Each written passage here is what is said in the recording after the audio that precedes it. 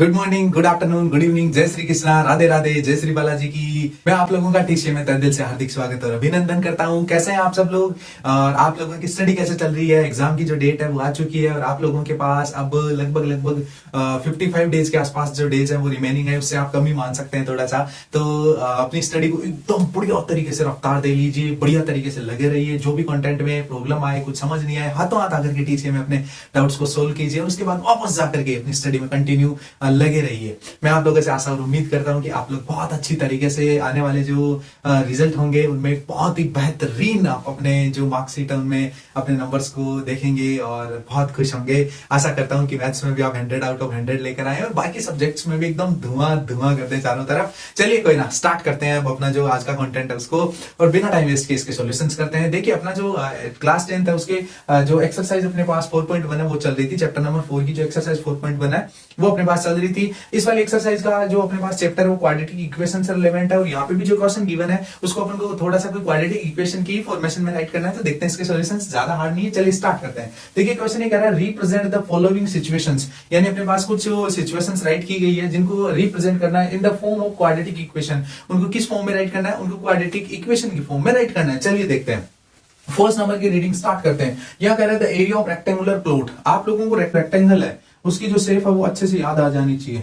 सबसे पहले आप लोगों को एक रेक्टेंगल की शेप याद आनी चाहिए। आप लोग कहोगे कि सर रेक्टेंगल कुछ ऐसा डायग्राम होता है जिसके all angles are right angle होते हैं। तो पहली और इंपॉर्टेंट बात कि इसके सब एंगल्स क्या होते हैं? राइट एंगल होते हैं। दूसरा आप कहोगे कि इसकी जो ऑपोजिट साइड्स होती है ना वो आपस में इक्वल होती है, यानी ये कहा जाए तो लेंथ के इक्वल है, ब्रीथ के इक्वल है। तो पहली बात तो ये रेक्टेंगल की शेप हो गई। अब आपको क्या कहा गया कि इसका एरिया 528 मीटर स्क्वायर है। आप लोगों को हल्का फुल्का याद आ रहा है तो जो रेक्टेंगल होता है उसका अपने पास एरिया होता है लेंथ इंटू ब्रीथ। आपको याद आ रहा होगा क्योंकि तो बहुत बार पढ़ लिया आपने। आगे कह रहा था लेंथ ऑफ द प्लॉट, यानी यहां पर अपने पास जो क्वाड्रेटिक इक्वेशन ड्रॉ करनी है ना या जो बनानी है ना, अपन को जो एक स्ट्रक्चर बनानी है क्वाड्रेटिक इक्वेशन की, उस स्ट्रक्चर के लिए अपन को जो पॉइंट गिवन है अपन उनको यूज करते हैं। पहला देखो ये कह रहा है the length of the plot is 1 more, यानी जो लेंथ है ना प्लॉट की वो 1 more than twice its breadth, यानी इसके ब्रीथ से ट्वाइस से भी एक ज्यादा है। अब इस बात को हम एग्जांपल से समझ लेते हैं। मान लीजिए आपके पास 4 है ना, वो एक ब्रीथ है। एक एग्जांपल के तौर पे एक बात बता रहा हूं मैं कि कैसे क्वेश्चन आपको करना चाहिए। तो ध्यान से देखो, मान लीजिए आप एक बार के लिए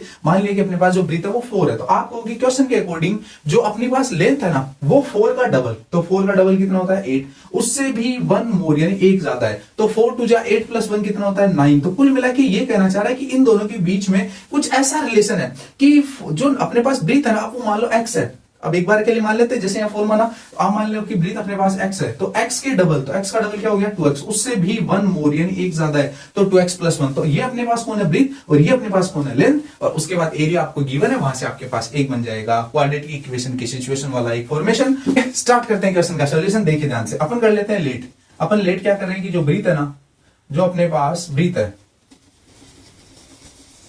ब्रीथ को लेट कर लेते हैं अपन x अपने पास मीटर में है, क्योंकि देख लीजिए यहाँ पे जो भी गिवन है वो मीटर में गिवन है, तो अपन x मीटर मान लेते हैं। देन तब अपने पास जो लेंथ है, लेंथ क्या हो जाएगी? आपको क्वेश्चन के अकॉर्डिंग पता चल जाएगा। लेंथ क्या हो जाएगी? वो हो जाएगी 2x प्लस 1, यानी ध्यान से देख लीजिए 1 मोर है तो मोर में मतलब प्लस कर दीजिए, लेस होता तो माइनस कर देते, ट्वाइस का मतलब डबल कर दीजिए, तो ब्रीथ का क्या करना पड़ेगा? डबल, और उसमें 1 ऐड करना पड़ेगा। तो ये अपने पास दोनों अपने पास लेंथ और ब्रीथ आ गई है। नाउ अब आपको पता है ये एरिया ऑफ रेक्टेंगल कितना गिवन है, या एरिया ऑफ प्लॉट लिख लीजिए। तो एरिया ऑफ प्लॉट में आप कहोगे कि वो है 528 मीटर स्क्वायर। कोई बात नहीं है, एरिया होता क्या है? वो होता है लेंथ इंटू ब्रीथ, और वो अपने पास है 528 मीटर स्क्वायर। बहुत ही इजी है। अब देख लीजिए लेंथ कितना था? वो था सर 2x प्लस 1, और अपने पास ब्रीथ कितना था? ब्रीथ कितना था? तो देख लीजिए x, यानी इन दोनों का मल्टीप्लाई 528 मीटर स्क्वायर के इक्वल है। यहाँ से अपने पास जो इक्वेशन है वो बन जाएगी आराम से। यहाँ देख लीजिए ये दोनों भी तो मीटर इंटू मीटर होगा, तो मीटर स्क्वायर वाली टर्म कैंसिल हो जाएगी, क्योंकि इधर भी तो अपने पास लेंथ भी मीटर में है और ब्रीथ भी मीटर में है, तो ये तो हो गया कैंसिल। यहाँ देखो x को इनसाइड मल्टीप्लाई करो तो 2x स्क्वायर, x को 1 से करो तो x, और 528 को इधर ट्रांसफर कर दो तो इक्वल्स टू आ जाएगा 0। और कुल मिला के अपन ये कह सकते हैं कि अपने पास क्वाड्रेटिक इक्वेशन की जो फॉर्मेशन बन चुकी है। ये देखिए स्ट्रक्चर अपने पास बन चुका है 2x स्क्वायर, तो x स्क्वायर की टर्म है, इसका मतलब ये क्वाड्रेटिक इक्वेशन है। इसका मतलब आगे देख लीजिए x है फिर माइनस 528 है। ये कुल मिला के इक्वेशन नंबर जो अपने पास सेकंड है उसका फर्स्ट नंबर पार्ट का सॉल्यूशन था। चलिए चलते हैं सेकंड नंबर पार्ट की तरफ। तो जो अपने पास अब सेकंड नंबर पार्ट है उसकी बात करते हैं। बहुत ही इजी पार्ट, आप लोगों को बस एक वर्ड पता होना चाहिए, ये वाला कॉन्जुगेटिव। उसके बाद आराम से इसको कर लोगे। बस ये याद रखिए कि कॉन्जुगेटिव क्या होता है, उसके बाद आप सॉल्यूशन कर लोगे। तो पहले मैं एक बार क्वेश्चन रीड कर देता हूं। The product of two conjugative positive integers is 306, यानी अपने पास दो कॉन्जुगेटिव इंटीजर है, उनका जो अपने पास प्रोडक्ट आ रहा है वो कितना आ रहा है 306। कोई दिक्कत नहीं। आगे कह रहा है to need we need to find the integers, यानी हमें उन इंटीजर्स को फाइंड करना है। तो इस तरीके से क्वेश्चन गिवन है, पहले हमें इनको जो इंटीजर्स या जो नंबर्स हमको फाइंड आउट नहीं करना है, अपन को तो सिर्फ उनके एक स्ट्रक्चर बनानी है। तो सबसे पहले कॉन्जुगेटिव नंबर्स क्या होते हैं, जैसे 1 2 3 4, अब इस तरीके से जो नंबर लिखे हुए ना इनको कॉन्जुगेटिव नंबर्स बोलते हैं। देखिए कॉन्जुगेटिव कैसे, वैसे नेचुरल नंबर है लेकिन मैं एक बता रहा हूं उनको कॉन्जुगेटिव कैसे बोलते हैं। मान लीजिए आपको ना 2, तो 2 के बाद जो नेक्स्ट नंबर आ रहा है, फिर 3 के बाद नेक्स्ट कौन आ रहा है 4 आ रहा है। तो कुछ इस तरीके से जो सीक्वेंस लिखी हुई है ना, तो मान लीजिए आपका नंबर है ना इन्हीं में से कोई एक है, ये लीजिए आप कह दो कि सर मेरा नंबर एक एक्स है, कोई दिक्कत नहीं है, एक्स है, ठीक है चलिए एक्स है। तो आप कहोगे इसका कॉन्जुगेटिव का मतलब होता है इससे अगला नंबर, तो एक्स में क्या ऐड करेंगे, अगला नंबर है, आप कहोगे +1 कर दीजिए। देखो कैसे, 2 में +1 ऐड करो 3 आ रहा है, 3 में +1 ऐड करो 4 आ रहा है। तो मान लो आपका पहला नंबर x है, तो आप कहोगे x का कॉन्जुगेटिव अगला नंबर कौन आ रहा है, x में 1 ऐड करने पर आ रहा है। तो कॉन्जुगेटिव नंबर्स का मतलब होता है गिवन नंबर और उसमें +1 ऐड करने पे जो नेक्स्ट नंबर आ रहा है उस वाले सीक्वेंस को हम कॉन्जुगेटिव नंबर्स बोलते हैं। चलिए अब देखते हैं इसका सॉल्यूशन। हम लेट कर लेते हैं, लेट फर्स्ट नंबर, अपने पास जो फर्स्ट नंबर है उसको हम लेट कर लेते हैं, वो क्या है bx, यानी उसको हम क्या मान लेते हैं x। तो अपने पास जो सेकंड आएगा या नेक्स्ट नंबर आएगा या कॉन्जुगेटिव नंबर आएगा, वो आप आराम से देख सकते हैं कि सेकंड जो नंबर आएगा वो अपने पास आ जाएगा देन जो सेकंड नंबर आएगा, यानी सेकंड नंबर जो आएगा ना अपने पास, वो अपने पास आ जाएगा x+1। तो आराम से आप देख सकते हैं कि फर्स्ट नंबर और सेकंड नंबर जो वो दोनों है वो x और x+1 है, यानी आप ये कह सकते हैं कि दोनों कॉन्जुगेटिव नंबर से x और x+1, क्योंकि ये दोनों के दोनों कैसा नंबर है, कॉन्जुगेटिव नंबर है। तो आप ऐसे भी लिख सकते हैं कि let the conjugative numbers x and x+1, वो वाला स्टेटमेंट भी सही रहेगा। तो आप क्या कहोगे, now according to question, now according to question, और जब अपन क्वेश्चन के अकॉर्डिंग अगर चलेंगे तो क्वेश्चन के अकॉर्डिंग अपन देखिए क्या कर सकते हैं। क्वेश्चन के अकॉर्डिंग कह रहा है कि उनका प्रोडक्ट यानी x और x+1 इन दोनों का जो प्रोडक्ट है वो कितना आना चाहिए, 306 आना चाहिए। कोई दिक्कत ही नहीं है, इसको इनसाइड मल्टीप्लाई करो, x², x को 1 से करो, इस 306 को इधर ट्रांसफर कर दीजिए, तो इक्वल्स टू 0। और आप कह सकते हो कि हाँ अपने पास जो क्वाड्रेटिक इक्वेशन की फॉर्मेशन बनी है वो वाली बनी है x² + x - 306, तो इक्वल्स टू 0। कुल मिला के अपने पास क्वाड्रेटिक इक्वेशन में लिखा हुआ है, क्योंकि x² है यहाँ पे और उसके बाद x है, फिर -306 है, तो जो हाईएस्ट डिग्री है या हाईएस्ट जो एक्सपोनेंट है x का वो 2 डिग्री का है, तो ये होता है क्वाड्रेटिक इक्वेशन की फॉर्मेशन। तो कुल मिला के अपन कह सकते हैं कि ये क्वाड्रेटिक इक्वेशन है। चलिए चलते हैं थर्ड नंबर पार्ट की तरफ। तो जो थर्ड नंबर पार्ट है उसकी रीडिंग करते हैं। देखिए थर्ड नंबर पार्ट में अपन को क्या कह रहा है, यहाँ कह रहा है कि Rohan's mother is 26 years older than him, यानी रोहन की जो मम्मी है ना वो 26 ईयर ओल्डर का मतलब उससे बड़ी है, किससे, रोहन से। आगे कह रहा है the product of their edges, यानी उनकी जो दोनों की एज का जो प्रोडक्ट है ना वो कह रहा है कि 3 ईयर्स फ्रॉम नाउ, यानी आज से 3 साल बाद, कह रहा है विल बी 360, यानी आज से 3 साल बाद उनकी एज का जो मल्टीप्लीकेशन होगा या उनका प्रोडक्ट होगा ना वो अपने पास कितना होगा, 360 होगा। अपन को कह रहा है कि we would like to find Rohan's present age, यानी हम क्या करना चाह रहे हैं, रोहन की जो प्रेजेंट एज है उसको फाइंड आउट करना चाह रहे हैं। लेट रोहन्स एज, क्या करते हैं हम, लेट रोहन्स एज, अपन रोहन की एज को लेट कर लेते हैं कि वो x ईयर ओल्ड है। कितने ईयर ओल्ड है, x ईयर्स ओल्ड है। चलिए ये बात हो गई। देन उसकी मदर हो जाएगी, देन हिज मदर, तब उसकी जो माताजी है उनकी एज क्या हो जाएगी, आप कहोगे सर x + 26, क्यों, क्योंकि जितने एज का रोहन है उससे 26 ईयर ओल्डर कौन है, उसकी मदर है। अब अपन को क्वेश्चन में कहा था कि नाउ फ्रॉम 3 ईयर्स लेटर, तो आप यहां लिख दीजिए एक साथ ही, now after 3 years, after 3 years, आज से 3 साल बाद। अगर अपन एक चीज नोटिस करना चाहे ना, तो आज से 3 साल बाद जो रोहन से एज है ना वो भी आपको पता है चेंज हो जाएगी। जो रोहन की एज है वो आपको पता है क्या हो जाएगी, x + 3 ईयर्स, यानी आज से 3 साल बाद रोहन भी इतने साल का हो जाएगा, एंड हिज मदर, और उसकी जो माताजी है वो कितने साल के हो जाएंगे, देख लीजिए आराम से, एंड हिज मदर, जो उसके माताजी है ना वो हो जाएंगे x + 26 तो है, उसमें 3 और ऐड कर दोगे ना तो आ जाएगा x + 29 ईयर्स ओल्ड हो जाएंगे। अब अपन को क्वेश्चन में क्या गिवन था, अपन को कहा था कि उन दोनों की 3 साल बाद जो एज है उसका जो प्रोडक्ट है वो कितना है, 360। तो अब कर देते हैं अकॉर्डिंग टू क्वेश्चन। AT क्यों राइट कर रहा हूं मैं, आप आराम से राइट कर लेना कंप्लीट।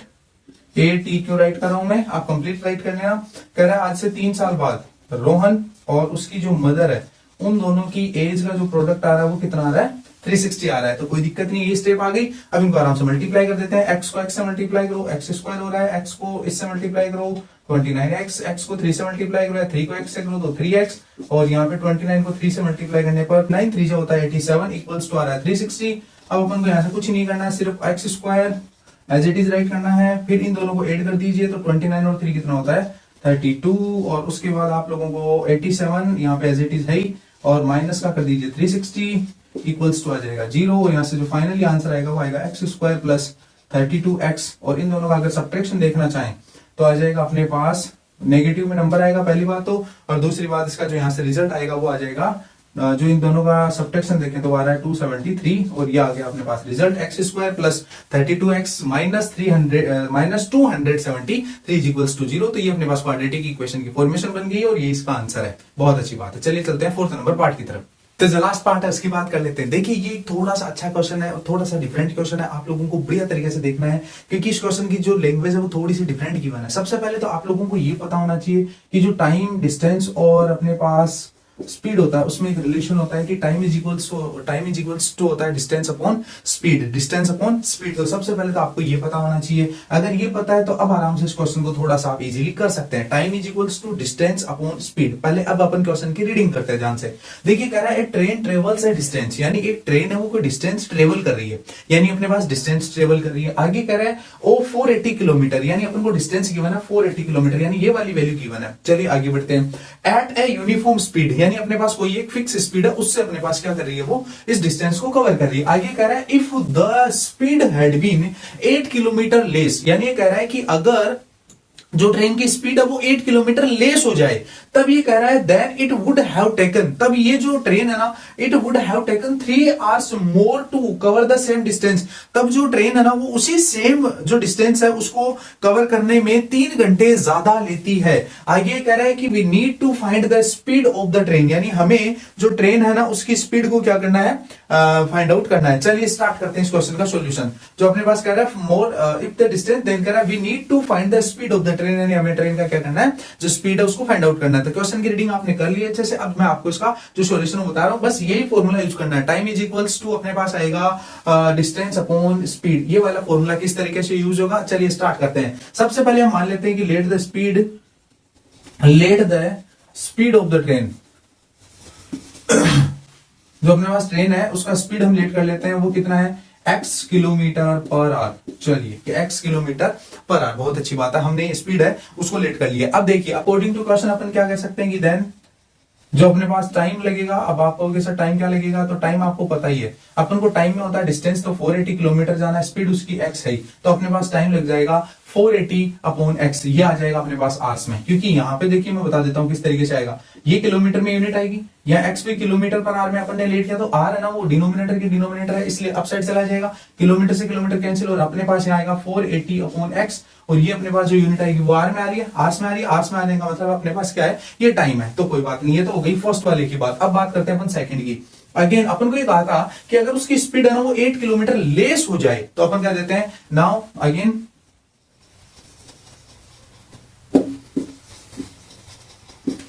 अगेन जो स्पीड है ना, स्पीड लेस, स्पीड जो है वो हो रही है less, 8 kilometre per hour less, speed 8 kilometre per hour less than time. अगर 8 किलोमीटर पर आवर स्पीड है ना वो कम हो रही है, इसका मतलब टाइम का कितना लगेगा। देखिए आपके पास डिस्टेंस वही है 480 किलोमीटर, लेकिन इस बार कह रहा है कि जो स्पीड है उसको 8 किलोमीटर पर आवर से कम कर दिया, तो x की स्पीड थी उसकी, उसको x माइनस 8 कर दिया है, यहाँ पे किलोमीटर पर आवर, तो आर चला जाएगा अप साइड में, किलोमीटर से किलोमीटर कैंसिल, यहां से अपने पास जो आ रहा है वो आ रहा है 480 अपॉन x माइनस 8 आवर्स। यानी ध्यान से देख लीजिए, जब train x kilometre per hour से चल रही है तब उसको टाइम लग रहा है 480 अपॉन x आवर्स।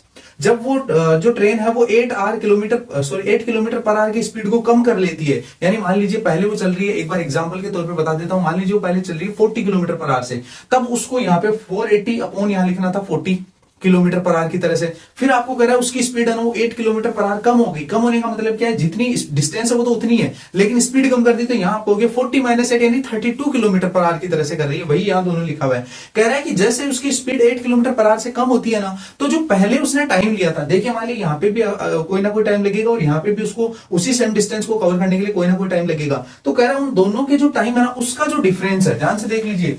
तो कह रहा है कि जो टाइम है ना वो उसके 3 आवर्स अधिक है। तो ध्यान से सुन लीजिए कि ये वाला जो टाइम है और ये वाला जो टाइम है, इन दोनों का डिफरेंस कितने आवर्स का है, 3 आवर्स का है। तो यहीं से अपना ये जो क्वेश्चन उसका सोल्यूशन हो जाएगा। आप क्या कहोगे, अकॉर्डिंग टू क्वेश्चन अपन ये कहेंगे कि जो पहले उसका टाइम था तो 480 अपॉन एक्स था, और जो बाद में उसका टाइम है वो 480 अपॉन एक्स माइनस 8 है। यानी इन दोनों का जो डिफरेंस है वो अपने पास कितने टाइम, कितने आवर्स का है, 3 आवर्स का है। बस इस स्टेप को सोल्व करते अपने क्वाड्रेटिक इक्वेशन में चेंज हो जाएगा, और चेंज होते ही इसका सोल्यूशन आ जाएगा। तो चलिए मैं आपको इसका सोल्यूशन बता देता हूं, ध्यान से देखिए। यहां सबसे पहले अपन इन दोनों को एलसीएम लेंगे। मैं आराम से स्टार्ट कर रहा हूं सॉल्यूशन। सबसे पहले अपन x और x माइनस 8 जो है उनका सॉल्यूशन जो एलसीएम लेंगे। x यहाँ एलसीएम है फर्स्ट के लिए, तो x माइनस 8 को इससे मल्टीप्लाई कर देंगे तो 480 x माइनस 8 से, यानी ये समझ लीजिए इन दोनों को क्रॉस मल्टीप्लाई कर रहे हैं। x को इससे मल्टीप्लाई कर दीजिए, तो माइनस का सिंबल वो बीच में लगा दीजिए, और इक्वल्स टू कौन है 3। अब ये पूरी स्टेप इससे मल्टीप्लाई हो जाएगी, तो जो नेक्स्ट स्टेप में अपने पास आएगा, यहाँ जाएगा 480x और माइनस, देखो इसको इससे मल्टीप्लाई करने पर आ रहा है 0, 8 को 8 से करने पर 64, 840 आ जाएगा। यहां देखिए यहाँ माइनस का 480 अपने पास कौन है, माइनस का 480 कौन है, x है। फिर आगे देख लीजिए, इसको इससे मल्टीप्लाई करने पर अपने पास आ जाएगा इक्वल्स टू में x इससे मल्टीप्लाई होगा तो 3x, और साथ में कौन है x माइनस 8 है। इसको सोल्व कर लेते हैं। ये देखिए एक बार प्लस में है माइनस में, तो ये दोनों तो कैंसिल। माइनस का 3840 आ रहा है इक्वल्स टू, इसको इनसाइड मल्टीप्लाई करते हैं तो 3x स्क्वायर और 3 8 जा कितना होता है 24x। तो अपने पास जो सोल्यूशन आ रहा है, अपने पास आ रहा है 3x स्क्वायर माइनस का 24x। देख लीजिए 3x स्क्वायर माइनस का 24, ये 3840 इसको LHS से RHS में भेज देते हैं तो माइनस से हो जाएगा प्लस 3840, और इक्वल्स टू अपने पास आ जाएगा 0। या तो ये आंसर सही है, या आप चाहे तो इस पूरी इक्वेशन को 3 से डिवाइड कर सकते हैं। वो वाला आंसर भी सही है, तो वो आंसर अपने पास आएगा 3 से डिवाइड करने पे यहाँ x स्क्वायर आएगा, फिर माइनस का 8x आएगा, क्योंकि यहाँ 8 टाइम डिवाइड हो रहा है, और इसको डिवाइड करने पे आएगा ये 1280 इक्वल्स टू 0। तो अपने पास ये आंसर भी सही है। कुल मिला के ये क्वेश्चन नंबर 4 का सॉल्यूशन था। इसी के साथ एक्सरसाइज जो 4.1 है वो फिनिश हो गई है, क्योंकि उसमें 2 क्वेश्चंस थे। पहला जो क्वेश्चन नंबर है वो मैंने पिछली वीडियो में सोल्व करवा दिया था, वहां जाकर के आप आराम से चेकआउट कर लेना कि कौन सी क्वाड्रेटिक इक्वेशन है कौन सी नहीं है, उसका लिंक मैं डिस्क्रिप्शन में डाल दूंगा। और बाकी आप इसी तरीके से हमारे साथ बने रहिए, अपने आसपास स्वच्छता का पूरा ध्यान रखिए, अपनी हेल्थ का पूरा ध्यान रखिए, और आपकी जो बोर्ड एग्जाम आ रही है उसके लिए मैं आप लोगों को बेस्ट विशेष दे रहा हूँ। इसी तरीके से आप बने रहिए, वीडियोस को ज्यादा से ज्यादा लाइक शेयर और सब्सक्राइब करते रहिए, और आप इसी तरीके से हमारे कार्य में जुड़ते जाइए। इसी के साथ आप सभी का तहे दिल से धन्यवाद। Thank you.